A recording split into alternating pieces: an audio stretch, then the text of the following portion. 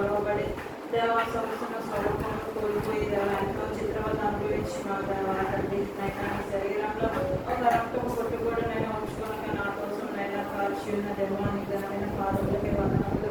మరి నీ సిలువ మాటలోనైనా ఒక మాట చెప్పడానికి నాకు ఇచ్చిన అవకాశం బట్టి వందనాలు చెల్లించుకుంటున్నాను ప్రభావ. నేనైతే పాపిని ప్రభావ, పాపులకు ఘనంగానే నీ మాటను వివరించడానికి నేనే మాత్రం యోగ్యత అర్హత లేదని ప్రభావ దయతో నాకు క్షమించమని అడుగుతున్నాను దేవా తండ్రి. నా సత్యమును గురించి వివరించడానికి మీరు ఎవరు అని అంటున్నాం ప్రభావ దేవా తండ్రి. నైనా మరి నిజంగానే నేను ఇక్కడ నిలబడి నేను నీకు మాట చెప్తున్నానంటే అది ఒక దేవాలయాన్ని సాక్ష్యం చేస్తున్నట్లే నా ప్రభావ. మరి నీ బలిపీఠం దగ్గర నిలబడి నీ మాట చెప్పడానికి దేవాలయాన్ని నేను నిలబడి ఉండగా నేను నా దర్శనం ఎక్కడ సహాయం దయచేయమని అడుగుతున్నాను దేవా. మాట్లాడుతుండగా నైనా మాట్లాడేది నైనా నేనే అయినప్పటికీ నా దేవా నా ద్వారా నైనా నీవే మాట్లాడమని అడుగుతున్నాను దేవా. నీ సహాయం దయచేయండి. మాట్లాడుతున్నప్పుడు దేవా నీ వాక్యాన్ని వివరిస్తున్నప్పుడు ఎవరు నన్ను చూడని వద్దు నా ప్రభావ. నన్ను చూస్తే నాలో ఉంటే పాపం కనిపెట్టింది. నన్ను చూస్తే నైనా నా అతిక్రమంలో నా ప్రవర్తన నా మాటలు నా చూపులు నా నడతలు కనిపిస్తాయి ప్రభావ. ఎవరు నన్ను చూడని వద్దు తండ్రి. ఈ లోకంలో నీతిమంతుడు ఎవరు లేనే లేరు నా తండ్రి. దేవ పరిశుద్ధుడు ఎవరు లేనే లేరు నా ప్రభావ. నేను అంటున్నా నైద్రాన్ని మాట చెప్తుండగా దేవ నన్ను చూడకుండా నేను కేవలం సిలువేయబడిన క్రీస్తుని చూడడానికి మీ శక్తిని నీ బలాన్ని దయచేసి బలపరచమని యేసు నామములో అడుగుతున్నాం తండ్రి. ఆమేన్. మొదటిగా ఈ అవకాశం ఇచ్చిన దైవ సేవకుల గారికి వందనాలు. మీరు వచ్చిన సంఘ బిడ్డలందరికీ కూడా వందనాలు చెల్లించుకుంటున్నాను. మరి నాకు ఇచ్చిన మాట ప్రభు యేసుక్రీస్తు కల్వరిగిరిలో మరి ఆ సెలవులో ఉండి 7 మాటలలో పలికినటువంటి మరి 2వ మాట నాకు దేవుడు అనుగ్రహించున్నాడు. మరి ఈ మాట చెప్పడానికి నేనంటే ఏమాత్రం యోగ్యురాన్ని కాదు, కానీ దేవుడు ఇచ్చిన అవకాశాన్ని సద్వినియోగం చేసుకోవాలని నేను ఆశపడి మరి ఈ మాట చెప్పడానికి ముందుకు వచ్చి ఉన్నాను. మరి 2వ మాట లూకా సువార్త 23వ అధ్యాయము 43వ వచనం. లూకా సువార్త 23:43. అందుకైన వానితో నేడు నీవు నాతో కూడా పరదేశంలో ఉండువని నిశ్చయముగా నీతో చెప్పుచున్నాననేమో సరిపోతుంది. మరి 2వ మాటలో మరి దొంగ దేవుణ్ణి అడిగాడు. దానికి దేవుడు బదులుగా యేసయ్య మరి అతనికి సమాధానం ఇస్తున్నాడు. మనమైతే ఒక్కొక్కసారి ఏదైనా పక్కన వాళ్ళని అడిగినప్పుడు వాళ్ళు మనం అడిగిన ప్రశ్న కానీ మనం అడిగిన మాటలను బట్టి ఒక్కొక్కసారి సమాధానం చెప్పరు. కొన్నిసార్లు అలాంటి సిచ్యువేషన్లు చాలా వస్తుంటాయి. నా జీవితంలో అయితే చాలా ఉన్నాయి, మనకి ఈ జీవితంలో ఉన్నాయో తెలియదు. కానీ వాళ్ళు మాట్లాడిన మాటను బట్టి వాళ్ళు మాట్లాడిన ఆ ప్రవర్తన ఆ తీరును బట్టి కొన్నిసార్లు సమాధానం చెప్పలేదు.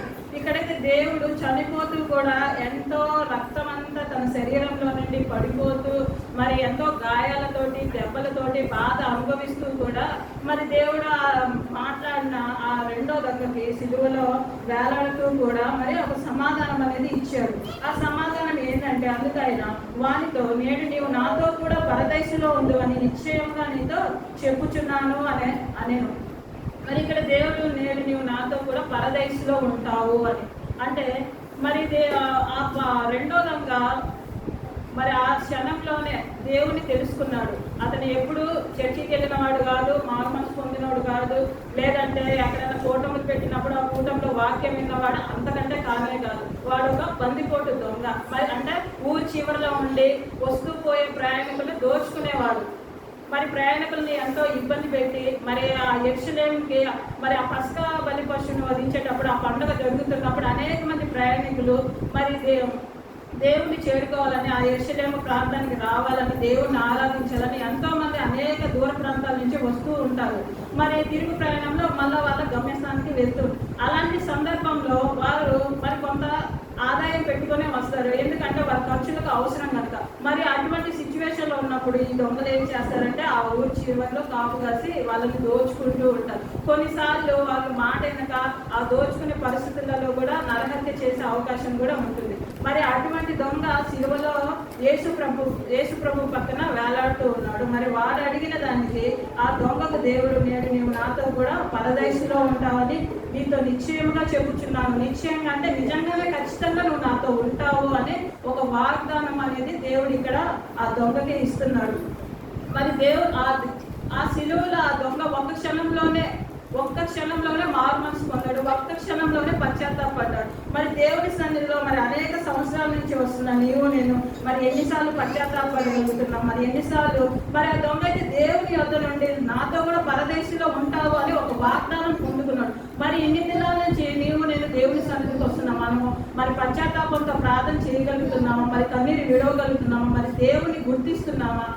ఇంట్లో ఉన్నప్పుడు ఒకలాగా ఉంటాం, బయట ఉన్నప్పుడు ఒకలాగా ఉంటాం, దేవుని సన్నిధిలో ఉన్నప్పుడు ఒకలాగా ఉంటాం. ఇదంతా ఏంటంటే ఊసరి వెళ్ళి ఎలా రంగులు మారుస్తుందో అటువంటి లక్షణాలు అనేది నీలో నాలో కనపడతా ఉంది. ఇక్కడ నిలబడి చెప్తున్నాను కాబట్టి నేనైతే ఏం పరిశుద్ధురాలు కాదు, నాలో కూడా లోపాలు ఉన్నాయి. కానీ ప్రతి ఒక్క లోపాలని, ప్రతి ఒక్క పాపాన్ని, ప్రతి ఒక్క శాపాన్ని పరిహరించడానికి యేసు ప్రభు ఈ లోకానికి వచ్చి ఉన్నాడు. ఆయన ఒక రక్షణ కార్యాన్ని చేత పట్టుకొని పరమ నుండి, ఆకాశం నుండి, తండ్రి అయిన దేవుని యొద్ద నుండి ఈ లోకానికి వచ్చాడు. ఆ రక్షణ కార్యం సంపూర్తి చేయాలనే వచ్చాడు. మధ్యలో అయ్యా నేను ఆ శిలువ భారాన్ని నేను మొయ్యలేనయ్యా, ఆ దెబ్బలు నేను తినలేనయ్యా, వాళ్ళ కొరడాలతో కొట్టారు, ఆ కొరడాలు చెల్లుమని కొట్టినప్పుడు ఆ చర్మం అంతా లేచిపోయి రక్తం కాలుతుంటది. మరి మనం ఒక్కొక్కసారి కూరగాయలు కట్ చేస్తున్నప్పుడు చిన్న పైన ఒక చిన్న తోలు అలా లేస్తేనే అది పులుపుగా ఏదైనా తగిలిందనుకో ఎంతో మంట పుడుతుంటది. దాని తర్వాత ఏ పని చేయాలన్నా కూడా ఆ మంటనే గుర్తుకొస్తుంటది, కానీ పని అయితే చేయలేము. ఎంత పనున్నా కదా, లేకపోతే బిడ్డలకు అన్నం తినిపించాలన్నా కానీ అది కూడా ఇసుకుంటాం. ఎందుకంటే ఆ కారం అన్నము ఆ కూరేసి కలుపుతున్నప్పుడు ఎంతో కారం అనిపిస్తుంది. అలాంటప్పుడు మనకి ఎంతో విసుకొస్తుంది. కానీ దేవుడు మరి ఆ సిలువలో వేలాడుతూ ఎంతో చిత్రంగా అనుభవించాడు. మామూలుగా రోమ ప్రభుత్వం వాళ్ళు సిలువ వేయవలసిన వారికి కేవలం ఒక అడ్డకర్రనే మోయిస్తారంట. కానీ దేవునికి అయితే నిలువు కర్రను అడ్డకర్రను రెండూ మోయించారు. కాబట్టి దేవుడు ఆ సిలువ కర్రను మోయలేక మధ్యలో ఆయన సుడివడి అయిపోతున్నప్పుడు ఏం జరిగింది? కురేనీయుడైన సీమోను అతనికి యేసు ప్రభుకి సహాయంగా కొంత దూరం మోసుకొని వచ్చాడు. అతను కూడా మోయలేకపోయాడు. కానీ ప్రభు ఏం చేశాడు? నీ పాపాన్ని నా పాపాన్ని పరిహరించడానికి ఆ సిలువలో ఆ నిలువు కొయ్యను అడ్డు కొయ్యను మోయలేక ఆ మోననే మోసుకొని పోయాడు. మరి దేవుడు ఇచ్చిన ఈ వాగ్దానం అతని జీవితంలో నెరవేరింది. మరి అనేక దినముల నుంచి నీవు నేను ఎంతో ప్రయాసపడి చర్చికి వస్తున్నాం. కొన్నిసార్లు ఆలస్యం అయిపోతుంటది. అయినా కూడా నేను దేవుని సన్నిధికి వెళ్ళాలి, ప్రార్థన చేయాలి, నా కుటుంబం కొరకు ప్రార్థన చేయాలి, నా బిడ్డలను కాపాడుకోవాలి, వాళ్ళ భవిష్యత్తు బాగుండాలి అని మనం దేవుని సన్నిధి కొన్నిసార్లు ప్రయాసపడి వస్తుంటాం. కానీ మన ప్రయాస ఎక్కువ శాతం లోక సంబంధంగానే ఉంటుంది, కానీ ఆత్మ సంబంధంగా అయితే అసలు ఉండడం లేదు. నా ప్రయాస కూడా ఆత్మ సంబంధంగా ఉండట్లేదు. నేను కూడా ఎప్పుడు ప్రభా ఈ అప్పుల బాధ నుండి విడిపించు ప్రభా, ఈ కష్టాల నుండి విడిపించు ప్రభా.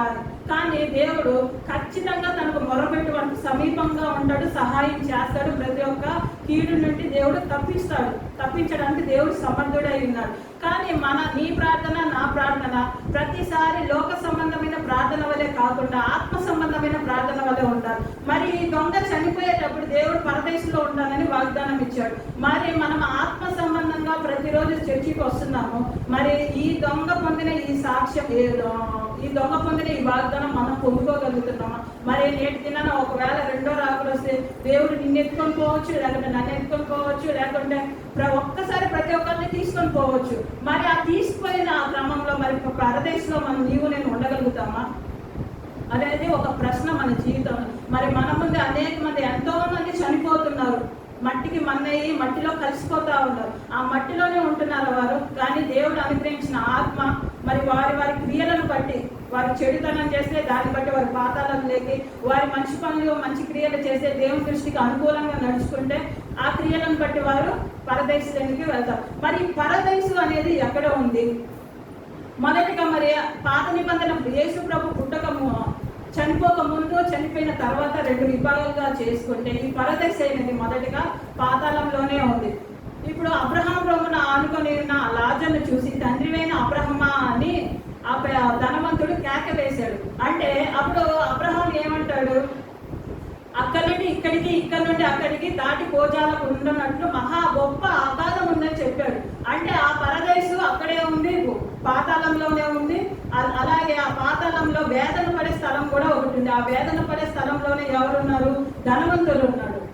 మరి పక్కన అబ్రహాం ఉన్నాడు. అక్కడ ఏంటిది? మనం సంతోషంగా దేవుని సన్నిధిలో ఆరాధించుకునే విధంగా ఆ స్థలం ఒక మంచి స్థలం అనేది ఆ పాతాళం పక్కనే ఉండేది. కానీ పాత నిబంధన ప్రకారమైన కొత్త నిబంధన ప్రకారమైన రక్తము చిందించనిదే. మరి పాత నిబంధనలో వారి పాపాల నిమిత్తము రక్తం అనేది చిందిస్తున్నారు. అది ఎవరి రక్తము? కోళ్ళ రక్తము, ఎద్దుల రక్తము, గొర్రెల రక్తము, మేకల రక్తం. ఈ రక్తం వలన ఒక మనిషికి పాప విమోచన అనేది లేదు అని బైబిల్ గ్రంథం గట్టిగా చెప్తా ఉంది. మరి దాని వల్లనే పాత నిబంధనలో ఉన్న భక్తుల కొరకు, కొత్త నిబంధనలో ఉన్న మనము విశ్వసిస్తున్నాము మన కొరకు కూడా దేవుడు ఒకేసారి ఆ కలువరి గిరిలో మరి ఆ యెరూషలేము బయట, ప్రాకారము బయట ఆయన రక్తాన్ని చిందించాడు. ఆయన తన దేహాన్ని మన కోసము అర్పించాడు. ఈ పరదేశిని, చెరలో ఉన్న పాతాళంలో ఉన్న ఈ పరదేశిని దేవుడు మరి చనిపోయిన తర్వాత మృత్యుంజయుడే లేచి మరి ఈ పరదేశిని ఆకాశమునకు, పరమునకు ఎత్తుకొని తీసుకొని వెళ్ళిపోయాడు, చెరగా కొనిపోయేవాడు. అంటే పాత నిబంధనలో ఉన్న భక్తులకి ఇప్పుడు మనము ప్రస్తుతం మన జీవితంలో మన ముందు పోతున్న భక్తులను కూడా ఆ పరదేశంలో ఆకాశంలో దేవునికి దగ్గరగా ఉంచడానికి చెరగా కొనుక్కొని పోయాడు. మరి ఇప్పుడు ఒకవేళ మరణిస్తే మనము ఈ కొత్త నిబంధనలో ఉన్న ఈ దొంగ వలె మరి వాగ్దానం పొందుకొని మరి ఆ పరదేశంలో ఉండడానికి మనం వెళ్ళగలుగుతామా? మరి అనేక మంది మరి గత దినములలో జోసఫ్ గారు కూడా చనిపోయారు, పందిరి జోసఫ్ గారు. మరి ఆయన ఎంతో భక్తి శ్రద్ధలు చూపించారు. అనేక మంది ఆ కాలు బాగలేకపోయినా, అన్నిసార్లు ఆపరేషన్ చేసుకున్నా, నడవలేకపోయినా ఆ స్టాండ్ పట్టుకొని మరీ వెళ్ళి సువార్త చేస్తూ ఉంటారు. ఒక వ్యక్తి కోసం ఆయన 6 నెలలు ఆయనకి తిరిగాడంట, చాలా దూరం ఆ ఇల్లు. మరి ఆ వ్యక్తి కోసం 6 నెలలు ఆయనకి ఏం అవసరమో, వాళ్ళ అన్ననా వాళ్ళ తమ్ముడా? మరి ఈ ధనవంతుడైతే ప్రభా నేను కూడా ఈ నరక యాతనలో నేనైతే పడి ఉన్నాను, నాకు 5 మంది సహోదరులు ఉన్నారు, వాళ్ళు కూడా ఈ నరక యాతన గల స్థలముకు రాకుండా లాజర్ను పంపించు అన్నాడు. మరి అప్పుడు అబ్రహాం ఏమన్నాడు? అక్కడ మోషేయు ప్రవక్తలు ఉన్నారు అని చెప్పారు. మరి ఇప్పుడైతే మనకు దైవజనులను దేవుడు అనుగ్రహించి ఉన్నాడు. ఆయన ద్వారా దేవుడు ప్రతి ఒక్క మాటను, ప్రతి ఒక్క వాక్యము మనకు వివరిస్తూ ఉన్నాడు. లోకంలో బయట అయితే ఎక్కడ ఇటువంటి సత్య సువార్త అనేది లేనే లేదు. కానీ దేవుని మహాకృపను బట్టి నీవు నేను ఒక సత్యమును అనుసరించి నడుచుకోవడానికి దేవుడు ఎంతో గొప్ప అవకాశాన్ని దయచేసి ఉన్నాడు. మరి ఇటువంటి గొప్ప అవకాశాన్ని ఎక్కడ నీవు నేను చేజార్చుకోకుండా ఆ వాక్యం ఏదైతే చెప్పబడుతుందో ఆ వాక్యం ప్రకారం నడుచుకోవడానికి మనము ముందుకెళ్ళాలి. మరి రోమా 5వ అధ్యాయము 6వ వచనం ఒకసారి చూసుకుందాము.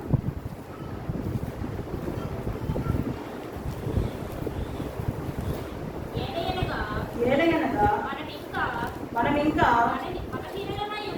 బలహీనములై ఉండగా క్రీస్తు యుక్త కాలమున భక్తిహీనుల కొరకు చనిపోయిను, నీతిమంతుని కొరకు సహితము ఒకడు చనిపోవుట అరుదు.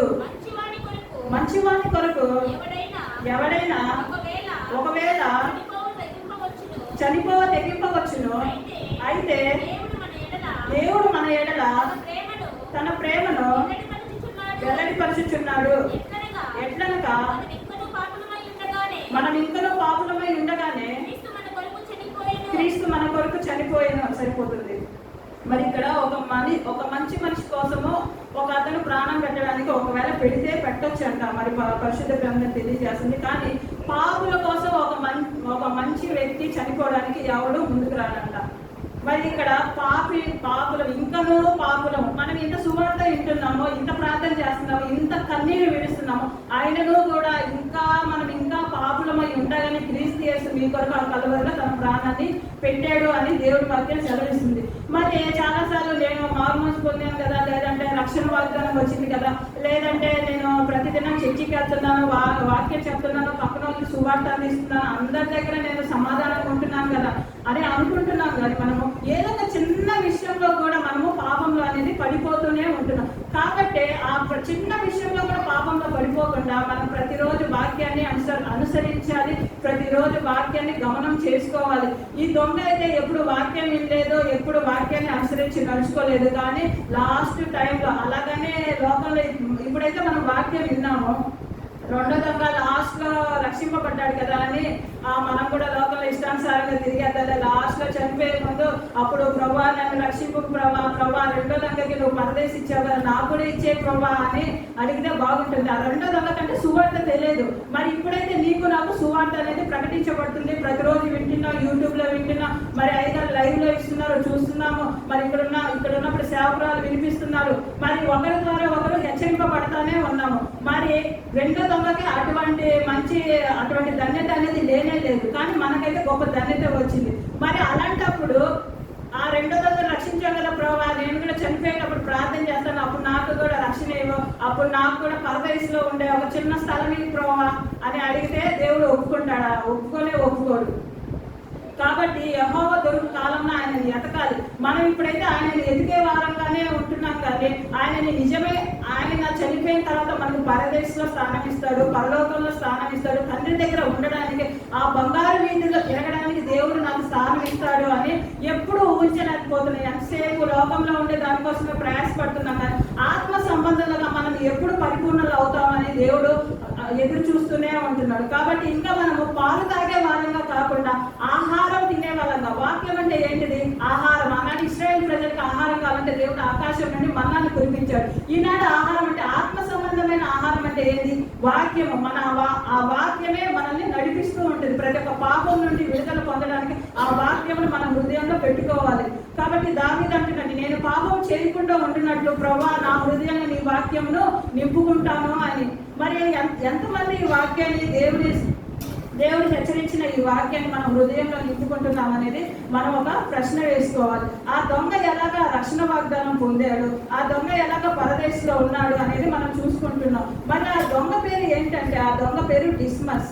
రెండవ దొంగ, ఆ దొంగ పేరు డిస్మస్. అతడు పశ్చాత్తాపడ్డాడు. ఆ చివరి నిమిషంలో దేవుని యొద్ద నుండి రక్షణ అనేది పొందుకున్నాడు.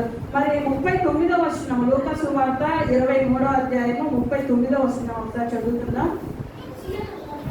వేలాడబడిన నేరస్తులలో ఒకడు ఆయనను దూషించుచు, నీవు క్రీస్తువు కదా, నీవు రక్షించుకొని మమ్మను కూడా రక్షించమని చెప్పాను. ఇప్పుడు ఇక్కడ కుడి వైపున ఒక దొంగని, ఎడం వైపున ఒక దొంగని యేసు ప్రభుని మధ్యలో ఉంచి వేలాడదీశారు. మరి ఆ వేలాడబడిన నేరస్తులలో ఒకడు, వాడి పేరు ఏంటంటే టెస్టస్. ఆ దొంగ పేరు ఏంటంటే టెస్టస్. వాడు అంటున్నాడు, నీవు క్రీస్తువు కదా అని అడుగుతున్నాడు. క్రీస్తు అంటే ఏంటి? రక్షించేదానికి, పాపం నుండి వినిపించడానికి వచ్చి మెస్సయ్య. మరి ఆ సమరయ స్త్రీ తన కుండని విడిచిపెట్టి, నేను చూసిన వాడు నా విషయంలో జరిగినవని చెప్పిన వాడు ఈయన మెస్సయ్య కాడా అని ఊరందరికీ ప్రకటన చేసింది. అంటే ఆయన మెస్సయ్య అని ఆ పాపాత్మురాలు, ఆమె ఎంతో వ్యభిచారంలో ఉన్న ఆమె, 5 భర్తలు కలిగి ఉన్న ఆమె, ఈ దేవుడు నాకు సరైన సహాయం చేయలేదు, మరొక దేవుని నమ్ముతున్నాను, ఈ దేవుడు నాకు సరైన సహాయం చేయలేదు, నా జీవితంలో మార్పు రాలేదు, నేను ఇంకొక దేవుని నమ్ముతాను లేదా ఇంకో దేవతని నమ్ముతాను అని ఆమె ఎంతో విగ్రహారాధన చేసిండొచ్చు.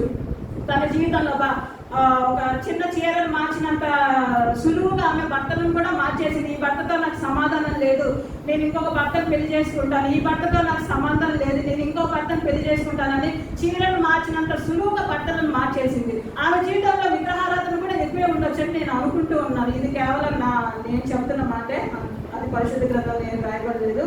మరి ఆ రీతిగా ఉన్న ఆమె, నేను చేసినవన్నీ చెప్పాడు, నా జీవితంలో జరిగినాయని చెప్పాడు, ఈయన మెస్సయ్య కాడా అని ఆయన ప్రజలందరికీ వెళ్ళి, ఊర్లోకి వెళ్ళి, గ్రామంలోకి వెళ్ళి సువార్త ప్రకటించింది.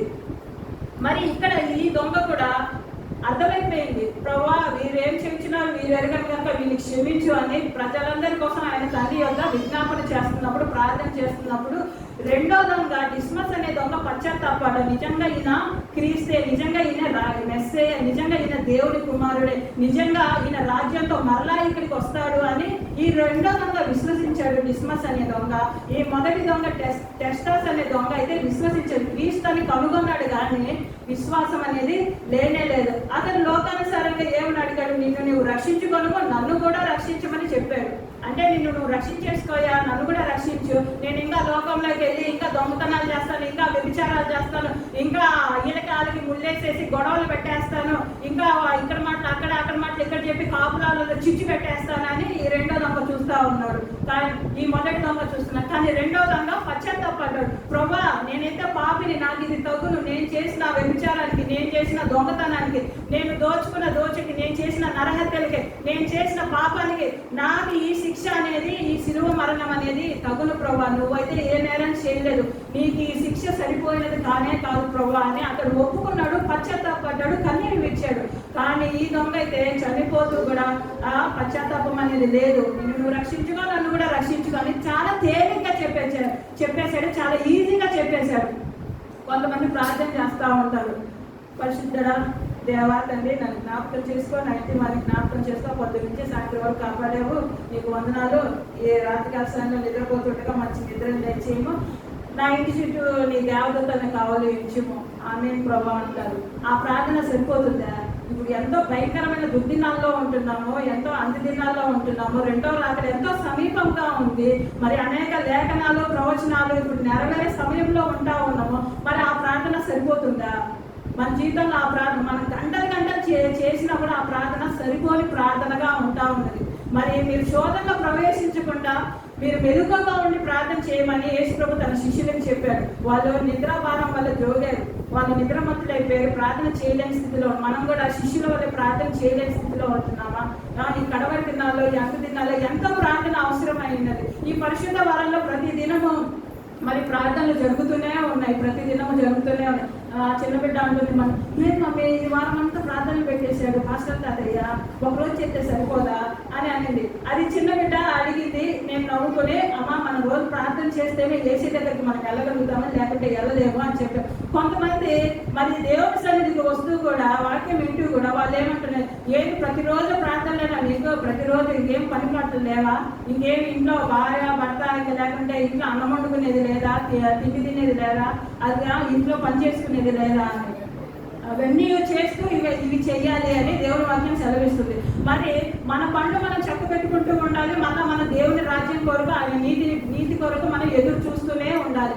కాబట్టి మనము ఇంట్లో ఉన్న పనులు ఎలాగ చక్క పెట్టుకుంటూ ఉంటామో అంతే శ్రద్ధ కలిగి దేవుని వెతికే విషయంలో మరీ ఎక్కువ శ్రద్ధ కలిగి మరి కొందరు మానుకున్నట్టుగా అలాగా మీరు మానుకోకుండా మరీ ఎక్కువగా సమాజంగా కూడుట మానక మరీ ఎక్కువగా ప్రార్థన చేయమంటున్నారు, ఒకరిని ఒకరు హెచ్చరించుకోమంటున్నారు. మరి ఒక సహోదరి ఏదైనా చిన్న విషయంలో తగ్గిపోయినాక మరొక సహోదరిని చూసి అందరి ముందు కాదు, పర్సనల్గానే వెళ్ళి ఆమెను కొంచెం హెచ్చరింపుగా ప్రేమపూర్వకంగా, అమ్మా నిన్న దినాన్ని ఏం చర్చికి రాలేదు, మరి రావాలి కదమ్మా నేను చెప్పాను, నువ్వు నాకు చెప్పేదాన్ని అమ్మా, అమ్మా నీ జీవితం ఎట్లాంటిదో నాకు తెలుసు. పాతనే చూస్తారు కానీ దేవుళ్ళు వాళ్ళు ఎదుగుతున్న ఆ జీవితాన్ని చూడలేకపోతున్నారు, కానీ మనిషినే చూస్తున్నారు. కానీ దేవుని వాక్యం వాళ్ళు ఎంతవరకు నిలిచి ఉంటుంది, వాళ్ళు దేవుళ్ళు ఎంతగా పరిపూర్ణులు అవుతున్నారు, వాళ్ళు చెప్పే మాట ఒకసారి విందామా అని ఆ ఒక ఆలోచన అనేది రాలేకపోతుంది. నువ్వు నాకు చెప్పేదానిరా, నువ్వు నాకు చెప్పేవాడివా, నీ జీవితం నాకు తెలుసులే, నువ్వు ముందు కార్యాలు నువ్వు ఏమేమి చేస్తావో నాకు తెలుసులే, నువ్వు చేసిన దొంగతనం నాకు తెలుసులే, నువ్వు చేసిన వ్యభిచారం నాకు తెలుసులే, నువ్వు ఎవరింట్లో చిచ్చులు పెట్టావో నాకు తెలుసు, ఇవే చూస్తారు. కానీ ఆమె మారి దేవుని సన్నిధిలో నమ్మకస్తురాలుగా ఉంటున్నప్పుడు ఆమె జీవితాన్ని చూడలేకపోతున్నారు, కానీ దేవుడు ఇచ్చిన జీవితాన్ని చూడలేకపోతున్నారు. పాత జీవితం ఎంతసేపు పాత జీవితమైనా క్రీస్తులో మనం ఉన్నాయో మన జీవితం ఏమైంది, నూతనమైంది. మరి ఆ నూతన జీవితంలో నీవు నేను చూడాలి, కానీ ఎంతసేపు పాత జీవితాన్ని చూసి వాళ్ళ పాత జీవితం చూడడం ద్వారా ఆమె చర్చికి వెళ్ళి ప్రార్థన చేస్తుంది కదా, అయినా కానీ ఆమె మొదట్లో ఇలా ఉంది కదా, ఆ దేవుడు ఆమె క్షమించాలంటే నన్ను కూడా క్షమిస్తాడా అని ఈమె కూడా ఇంకా పాపంలో ఎక్కువైపోతుంది కానీ తగ్గిపోయిందా? అలాగా దేవుని సన్నిధిలో కొంతమంది ఎవరైనా పెద్దలు ఉన్నప్పుడు వాక్యం కొంచెం తెలుసుకుంటూ ఉన్నారు, ఏదైనా చిన్న హెచ్చరిక మాట చెప్పినప్పుడు, ప్రేమపూర్వకంగా మాట చెప్పినప్పుడు మనం లోపల లేకపోతూ ఉన్నాం. మరి ఇప్పుడు హాగరు వెళ్ళిపోతుంది, చిత్రహింసలు పెడుతుందని, ఎవరు అబ్రహాం భార్య అయినా శారాయి, మరి ఆమె కడుపుతూ ఉంది, ఈమె లేదు, ఆ దేవుడు ఆమె గర్భఫలం ఇచ్చాడు, ఈమెకి లేదు, అందుకని ఈమె నీచురాలుగా చూసిందని ఈమె చిత్రహింసలు పెట్టేసరికి హాగరు దూరంగా ఇంటి నుండి పారిపోయింది. మరి దేవుడు ఆమె కనుగొన్నాడు, హాగరు ఎక్కడి నుండి వస్తున్నావు, ఎక్కడికి వెళ్ళిపోతున్నావు, నువ్వు వెళ్ళి శారాయి మోచేతి కింద అణిగి మణిగి ఉండమన్నావు. ఎంతమంది దేవుని వాక్యానికి అణిగిమణిగి ఉంటున్నారు, ఎంతమంది దేవుని సేవకులు చెప్తున్న వాక్యానికి అణిగిమణిగి ఉంటున్నారు, ఎంతమంది నీ సహోదరు చెప్తున్న మాటని అణిగిమణిగి ఉండాల్సిన అవసరం లేదు, ఒక చిన్న మాట చెవికి కూడా పెట్టుకోలేకపోతున్నారు. నువ్వు నాకు చెప్పేదాన్ని అంటు. మరి ఈ మొదటి దొంగ కూడా అలాగే, నువ్వు రక్షించుకోవాలి, నన్ను కూడా రక్షించయ్యా అని అంటున్నాడు. ఆ రీతిగా మన జీవితాలు కూడా ఉన్నాయి. ఆ ప్రభువే ఆ సిలువలో రక్షించుకోలేకపోయినా నేను రక్షిస్తాను అని కొంతమంది మధ్యలోనే వెనక్కి లోకంలో కలిసిపోయే వాళ్ళుగా ఉంటున్నారు. అట్లాంటి జీవితం మన జీవితంలో ఎన్నడూ, అటువంటి అనుభవాలు మన జీవితంలో ఎన్నడూ రాకుండా ఉండాలని దేవుని సన్నిధిలో మనము నిత్యం ప్రార్థన చేసేవారుగా ఉండాలి. మరి యెషయా గ్రంథంలో 53వ అధ్యాయం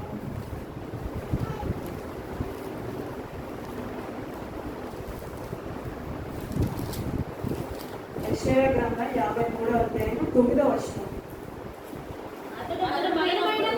అతడు మరణమైనప్పుడు భక్తిహీనులతో అతనికి సమాధి నియమింపబడను.